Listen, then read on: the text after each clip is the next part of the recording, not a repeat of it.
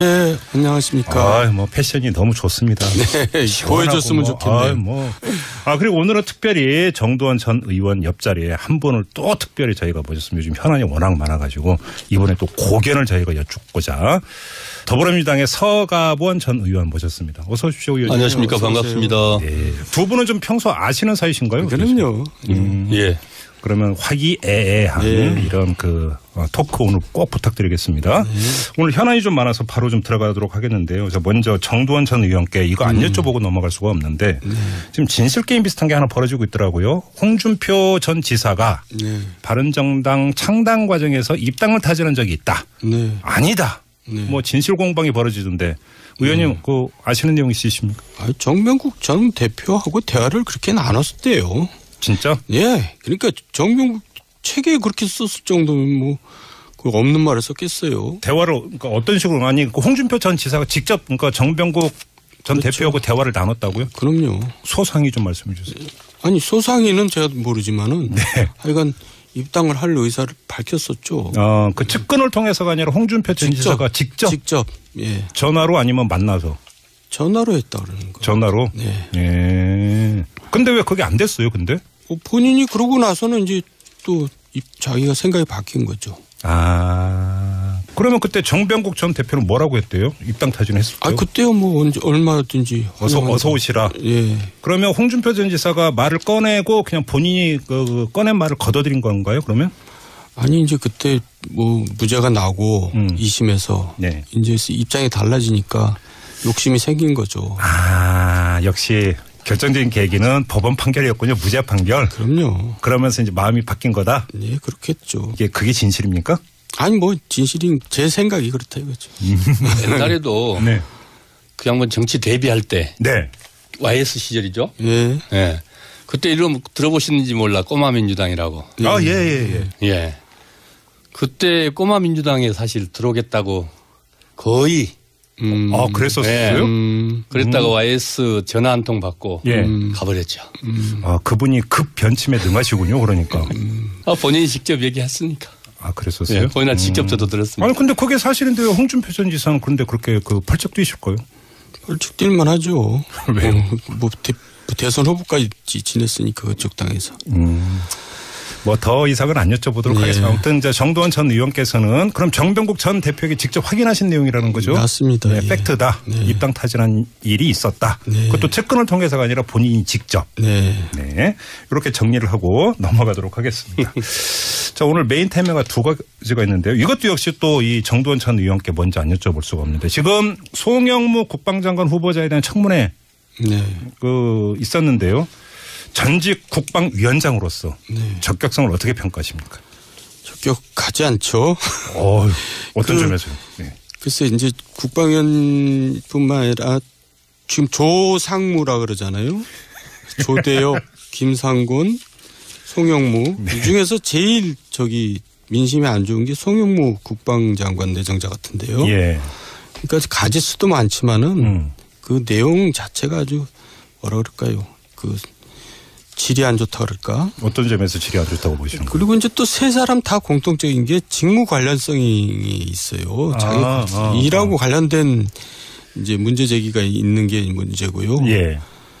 특히 우리나라 사람들은 방산비리라 그러면은 굉장히 발끈하잖아요. 거기에 대해서 트라우마가 있잖아요. 근데 이제 그런 의혹이 있다는 게 상당히 기분이 안 좋죠. 국민들이. 그래요? 자, 서가본 전 의원께서는 더불어민주당 소속으로서 어떻게 말씀해 주시겠습니까? 예, 뭐 여러 가지 지금 의혹은 많죠. 의혹은 뭐 지난 강경화 장관 때도 그랬고 후보들마다 의혹 그야말로 보면 20가지가 넘었지 않습니까?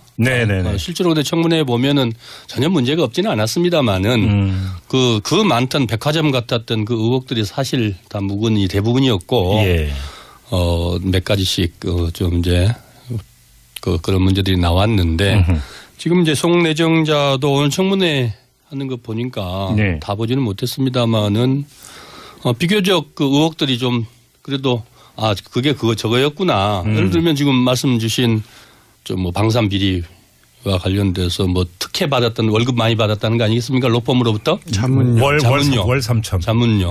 제가 생각해도 많기는 많더라고요. 그런데 뭐 그게 결국 무기를 수입해 오는 게 아니고 잠수함이나 뭐 기타 우리 무기를 파는데 자문을 주로 했다는 거 아니겠습니까? 네. 예. 그러면은 국가적으로 이익인데 그게 그런 것들을 그냥 다 액수만 가지고 특혜를 받았다.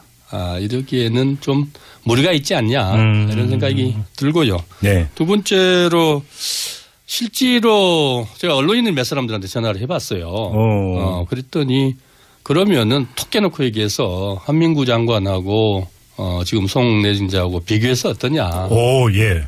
이구동성으로 그러던데요. 한민구보다 훨씬 장관으로서 낫겠죠. 송영무 후보자가? 예. 그런 의견들이, 세 사람. 언론인 3명한테. 현직 국회 출입하는. 네. 언론인들한테 제가 좀 확인한 거이고요. 예. 그 다음에 국방위 보좌진들한테 좀 물었어요.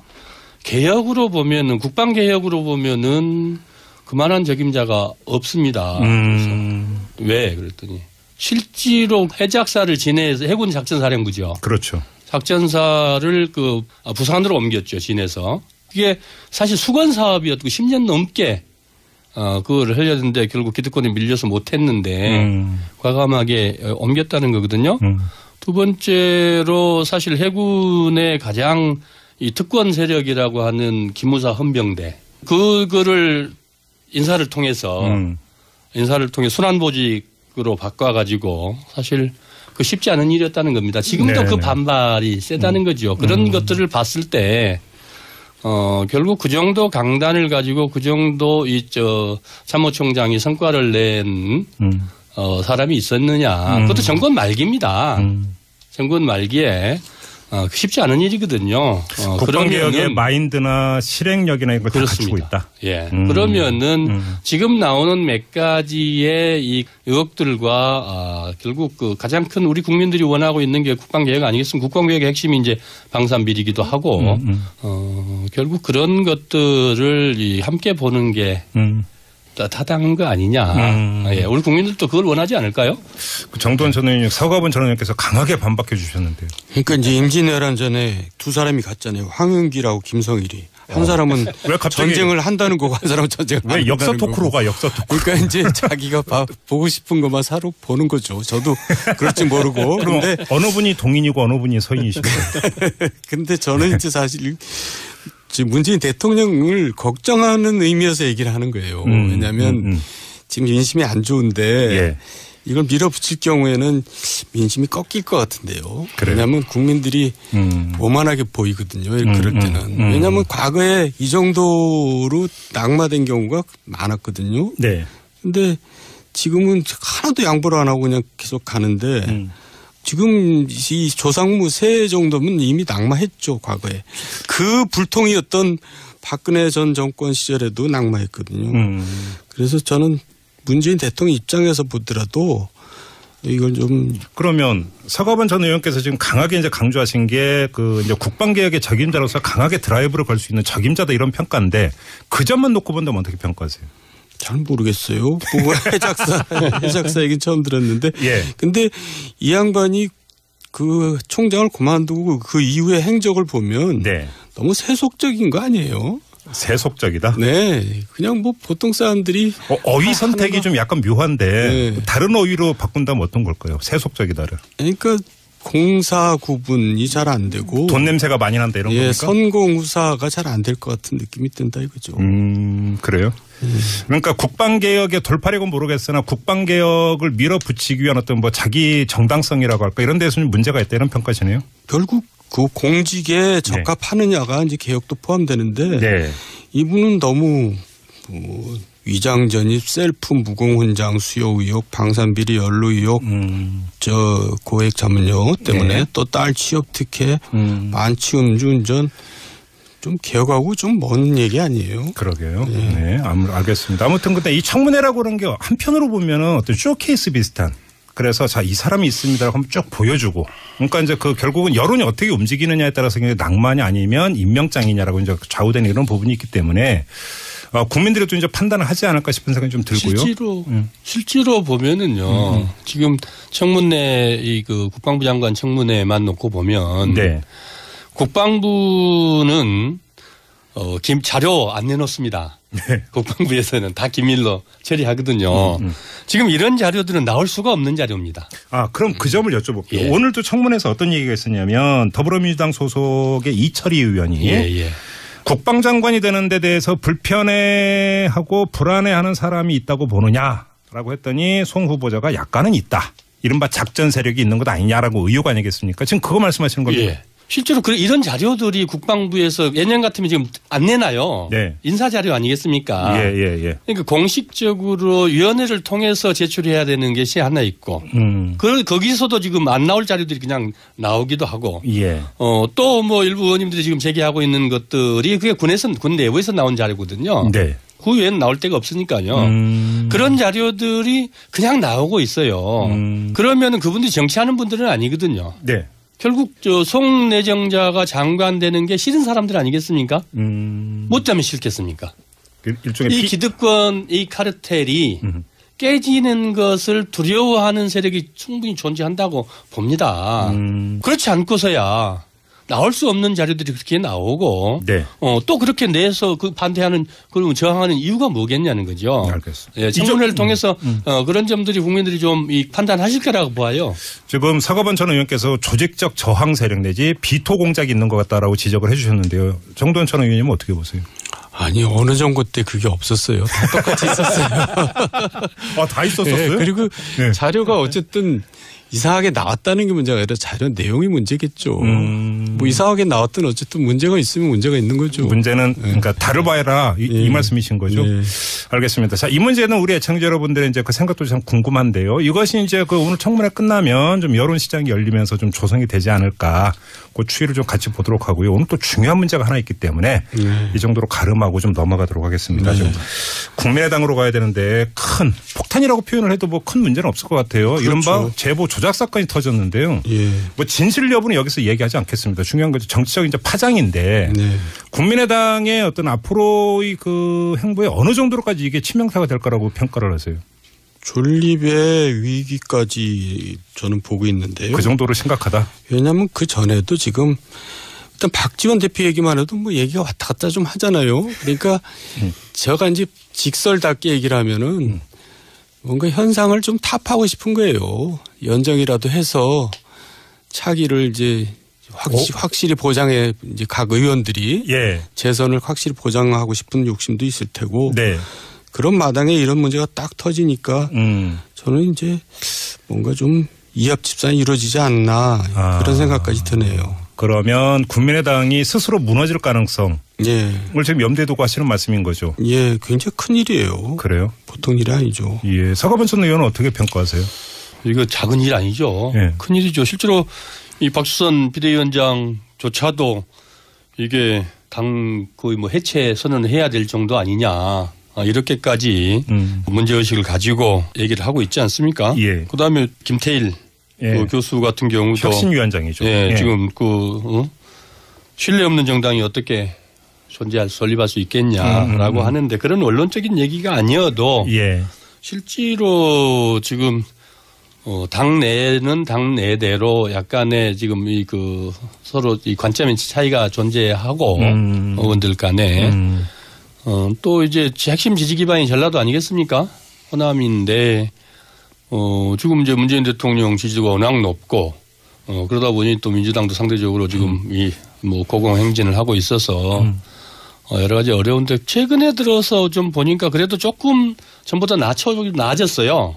그래요? 사실 말은 좀.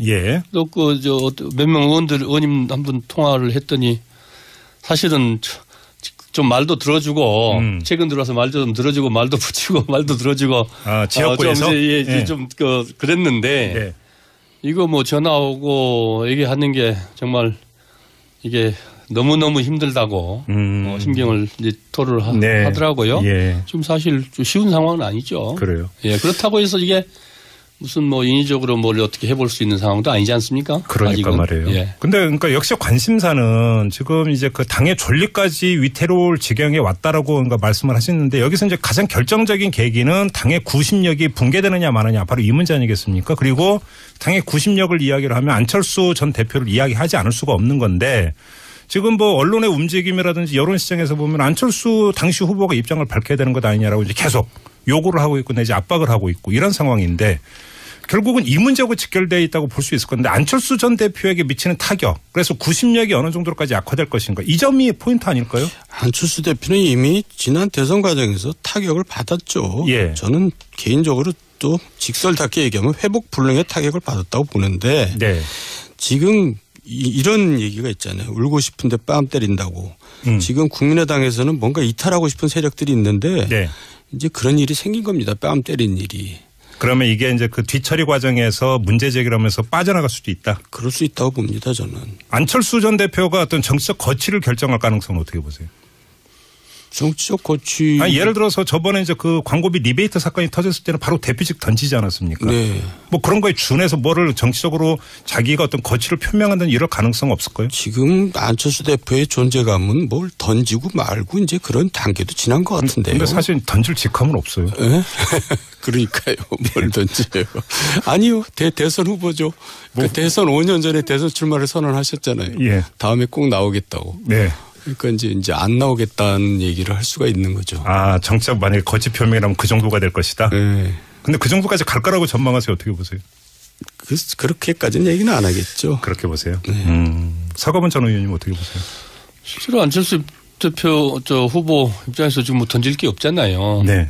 재기를 하겠다라고 선언을 했지만 지금 무엇을 하고 계시는지 그런 보도는 뉴스는 안 나오니까 예. 사실 그만큼 지금 심각한 상황인 건 틀림없지 않습니까? 더군다나 이게 지금 본인이 그 영입한 그 최고위원이 연루가 돼 있고 또 본인의 제자라고 지금 다 보도가 되고 있는데 카이스트 대학원. 예, 카이스트 대학원의 이 제자하고 실질적으로 역할들을 많이 했다는 거 아니겠습니까? 실제로 지난 대선 캠프가 이제 공조직이 있는데 이번에 보니까 이 공조직과 또 안철수 측근 그룹하고의 불협화가 또 심했더라고요. 네, 그런 속에서 이 사람 지금 어느 정도까지가 지금 같이 논의를 했는지 이게 핵심이겠습니다만은 네. 그건 사법적 핵심이지. 그렇죠. 네, 정치적으로는 사실 이게 정말 환골탈태 문제가 아니고 정말 이 발상의 전환이 이루어져서 정말 이게 무슨 뭐 천지가 개벽할 정도의 변화가 없으면 이거 국민들이 납득을 해줄 수 있겠냐 이거죠. 그러면 조금 전에 정두원 전 의원께서 예를 들어서 일부 의원들이 이탈 가능성을 점치셨는데 그러면 그걸 받아서 서가번 전 의원께서 그 이탈 가능성을 어떻게 보시는지 하나하고 또 한 가지는 더불어민주당 소속이니까 예를 들어서 만약에 호남권 의원들이 만약에 이탈한다면 더불어민주당으로 가고 싶어 할 가능성이 있는데 더불어민주당 입장에서 그럼 어떻게 되는지 어떻게 생각을 하세요? 실제로 이탈 세력이 있을까? 별로 내심은 지금 정 의원님 말씀대로 이탈하고 싶겠죠. 나오고 싶겠지만 어쨌든 이게 이 정치인이 큰 민심의 바다 속에서 그 속에 있는 고기인데 그 자유로울 수가 있겠습니까? 결국은 당장은 질서 있게 움직이더라도 움직여져야 되는 것이지 한 개인 개별 그 의원들의 행동은 특별하게 없을 거다. 그렇게 보세요. 이렇게 생각이 되고요. 그게 또 이 호남 대부분의 호남 정치민도 호남분들이 그걸 원하지 않을 거예요. 그런 정치인들을. 거기서 자유롭지 않다고 보고. 당장은 안 움직일 것이다. 그다음에 이제 민주당 입장에서도 어떤 질서 있는 질서 있는 어떤 개편이라면 개편이고 재편이라면 재편이어야지. 이 마치 지금 여당 됐지 않습니까? 한 사람 한 사람이 하는 거는 그야말로 인위적 정치 개편으로 좀 국민들이 보기에 좋아 보이지는 않거든요. 그러니까 굳이 그럴 필요가 있겠냐는 거죠. 각 지역구에서는 이제 박치기가 생기겠죠. 두 당 사이에. 근데 어쨌든 정부 여당 입장에서는 연장의 필요성이 굉장히 높고 또 국민의당 입장에서는 재선을 생각해서 다시 돌아가고 싶은 필요성이 높고 해서 저는 뭔가 합치는 그런 방향으로 갈 거라고 생각합니다. 그러니까 아무튼 분위기는 상당히 안 좋은 것 같더라고요. 당 내부의 분위기는 상당히 안 좋은 것 같고 이제 뭐 정치적 그 명운까지도 그러니까 미래 좀 많이 걱정을 하는. 어찌 보면 뭐 특히나 이제 지역구 의원 같은 건 그럴 수밖에 없을 것 같고요. 그것이 이제 어떤 선택으로 이어질지는 결국은 이제 시작이니까 또 이제 검찰의 수사 결과가 정치적 파장으로 연결이 될 테니까. 그렇습니다. 근데 이제 국회의원들 입장에서 보면은 총선이 3년이 남았거든요. 그러니까요. 아직은 좀 시간이 더 남아 있고 지금 말씀 주신 대로 수사 결과가 또 이제 수사 결과가 크겠죠. 근데 이제 그런 가운데서 시간이 좀 아직은 좀 생각할 여유가 좀 있다고 봅니다. 그러니까 지금 뭐 당 같은 경우는 이게 뭐 이유미의 단독 범행, 뭐 범위를 좁혀서 이준석 최고위원 정도가 연루된 걸로 이제 주장을 하던데 만에 하나 검찰 수사 결과에서 그게 아닌 것으로 또 나와버리면. 아니, 그 안철수 대표가 몰랐다 하더라도 정치적 책임은 굉장히 큰 거예요. 그러니까요. 또 그것이 또 당에 미치는 또 타격이 어떤 이중으로 나오는 것이기 때문에 아마 이 얘기는 그 직설 시간에 다시 한번 이야기를 해야 되는 그런 사안이 되지 않을까 싶은데요. 오늘 일단 여기서 좀 마무리를 해야 될 것 같습니다. 오늘 두 분하고 이렇게 그 이야기 나눠보는데 서가번 전 의원님 어떠셨습니까? 너무 짧죠 시간이. 얘기하려고 하는데 제가 진행이 미숙해서 항상 그러니까 제가 진행하는 제가 아쉬워요. 너무 짧아서. 좋았어요. 좋았습니다. 네. 그래요. 알겠습니다. 자, 오늘 두 분 서가번 전 의원 그리고 정두환 전 의원과 함께했던 직설이었습니다. 고맙습니다, 두 분. 그렇죠. 그러면 그때 정병국 전 대표는 뭐라고 했대요? 입당 타진했을까요? 그때요 뭐 얼마든지 어서 오시라. 예. 그러면 홍준표 전 지사가 말을 꺼내고 그냥 본인이 꺼낸 말을 걷어들인 건가요? 그러면? 아니 이제 그때 뭐 무죄가 나고 2심에서 네. 이제 입장이 달라지니까 욕심이 생긴 거죠. 역시 결정적인 계기는 법원 판결이었군요. 무죄 판결. 그럼요. 그러면서 이제 마음이 바뀐 거다. 네, 그렇겠죠. 그게 진실입니까? 아니 뭐 진실인 제 생각이 그렇다 이거죠. 옛날에도 네. 그 양반 정치 데뷔할 때 네. YS 시절이죠. 예. 네. 그때 이름 들어보시는지 몰라. 꼬마민주당이라고. 예. 그때 꼬마민주당에 사실 들어오겠다고 거의 그랬었어요? 그랬다가 YS 전화 한 통 받고 가버렸죠. 그분이 급 변침에 능하시군요. 그러니까. 본인이 직접 얘기했으니까. 그랬었어요? 네, 본인은 직접 저도 들었습니다. 아니 근데 그게 사실인데 홍준표 전 지사는 그런데 그렇게 펄쩍 뛰실 거예요? 펄쩍 뛸만 하죠. 왜요? 뭐 대선 후보까지 지냈으니까 그쪽 당에서. 뭐 더 이상은 안 여쭤보도록 하겠습니다. 아무튼 이제 정두환 전 의원께서는 그럼 정병국 전 대표에게 직접 확인하신 내용이라는 거죠? 맞습니다. 네, 팩트다. 입당 타진한 일이 있었다. 그것도 측근을 통해서가 아니라 본인이 직접. 네. 이렇게. 네. 안녕하십니까. 뭐 패션이 너무 좋습니다. 네. 보여줬으면 좋겠네요. 그리고 오늘은 특별히 정두환 전 의원 옆자리에 한 분을 또 특별히 저희가 모셨습니다. 요즘 현안이 워낙 많아가지고 이번에 또 고견을 저희가 여쭙고자 더불어민주당의 서가번 전 의원 모셨습니다. 어서 오십시오. 의원님. 안녕하십니까. 반갑습니다. 네. 두 분은 좀 평소 아시는 사이신가요? 그럼요. 예. 그러면 화기애애한 이런 토크 오늘 꼭 부탁드리겠습니다. 오늘 현안이 좀 많아서 바로 좀 들어가도록 하겠는데요. 먼저 정두환 전 의원께 이거 안 여쭤보고 넘어갈 수가 없는데 지금 진실 게임 비슷한 게 하나 벌어지고 있더라고요. 홍준표 전 지사가 바른정당 창당 과정에서 입당을 타진한 적이 있다. 아니다. 뭐 진실 공방이 벌어지던데 의원님 아시는 내용 있으십니까? 정병국 전 대표하고 대화를 그렇게 나눴었대요. 진짜? 예. 그러니까 정병국 책에 그렇게 썼을 정도면 뭐 없는 말을 썼겠어요. 대화를 그러니까 어떤 식으로 홍준표 전 지사가 직접 정병국 전 대표하고 대화를 나눴다고요? 그럼요. 소상히 좀 말씀해 주세요. 아니 소상히는 제가 모르지만은 하여간 입당을 할 의사를 밝혔었죠. 그 측근을 통해서가 아니라 홍준표 전 지사가 직접 예. 전화로 아니면 만나서 전화로 했다 그러는 거. 전화로. 네. 예. 근데 왜 그게 안 됐어요? 근데 본인이 그러고 나서는 이제 또 자기가 생각이 바뀐 거죠. 송영무 후보자가 예. 그런 의견들이 나 세 사람 언론인 3명한테 현직 국회 출입하는 언론인들한테 제가 좀 확인한 거이고요. 예. 그 다음에 국방위 보좌진들한테 좀 물었어요. 개혁으로 보면은 국방 개혁으로 보면은 그만한 적임자가 없습니다. 그래서 왜 그랬더니 실제로 해작사를 진해에서 해군 작전사령부죠. 그렇죠. 작전사를 부산으로 옮겼죠. 진해에서. 그게 사실 수건 사업이었고 10년 넘게 그걸 하려는데 결국 기득권이 밀려서 못했는데 과감하게 옮겼다는 거거든요.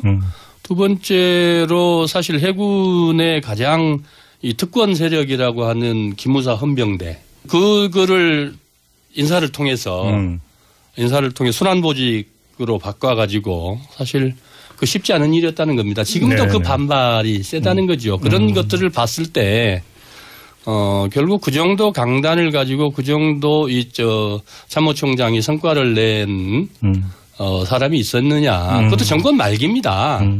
정권 말기에 쉽지 않은 일이거든요. 국방개혁의 마인드나 실행력이나 이런 걸 다 갖추고 있다. 예. 그러면은 지금 나오는 몇 가지의 이 의혹들과 결국 그 가장 큰 우리 국민들이 원하고 있는 게 국방개혁 아니겠습니까? 정리를 하고 넘어가도록 하겠습니다. 자, 오늘 메인 테마가 두 가지가 있는데요. 이것도 역시 또 이 정두원 전 의원께 먼저 안 여쭤볼 수가 없는데 지금 송영무 국방장관 후보자에 대한 청문회 있었는데요. 전직 국방위원장으로서 적격성을 어떻게 평가하십니까? 적격하지 않죠. 어떤 점에서요? 네. 글쎄 이제 국방위원뿐만 아니라 지금 조상무라 그러잖아요. 조대엽, 김상곤, 송영무 이 중에서 제일 민심이 안 좋은 게 송영무 국방장관 내정자 같은데요. 예.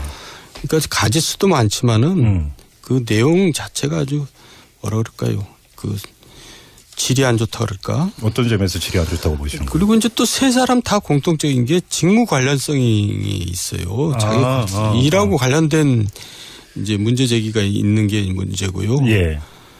특히 우리나라 사람들은 방산비리라 그러면은 굉장히 발끈하잖아요. 거기에 대해서 트라우마가 있잖아요. 예. 근데 이제 그런 의혹이 있다는 게 상당히 기분이 안 좋죠. 국민들이. 그래요? 자, 서가번 전 의원께서는 더불어민주당 소속으로서 어떻게 말씀해 주시겠습니까? 예, 여러 가지 의혹은 많죠. 의혹은 지난 강경화 장관 때도 그랬고 후보들마다 의혹 그야말로 20가지가 넘었지 않습니까? 네네네. 실제로 근데 청문회에 보면은 전혀 문제가 없지는 않았습니다만은 그 많던 백화점 같았던 그 의혹들이 사실 다 대부분이었고 예.